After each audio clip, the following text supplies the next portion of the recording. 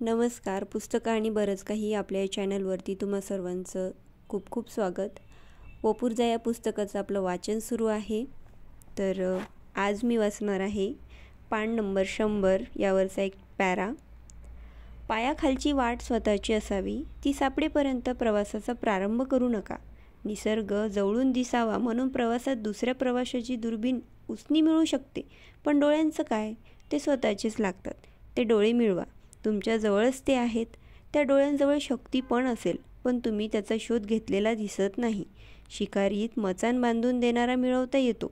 सावजाला उठवण्यासाठी हाकारे गोळा करता येतात, पण सावज टिपण्याचं काम शिकाऱ्याचं असतं.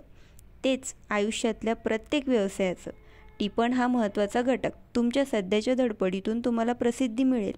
सिद्धीचं काय? तेव्हा काय मिळवायचं ते ठरवा. दुसऱ्याची दुर्बीण वापरायची की फक्त नजरेची ताकद आजमावून पाहायची ह्याचा विचार करा. नजरेचीच शक्ती वाढवलीत तर जवळचं आणि लांबचं पण दिसेल.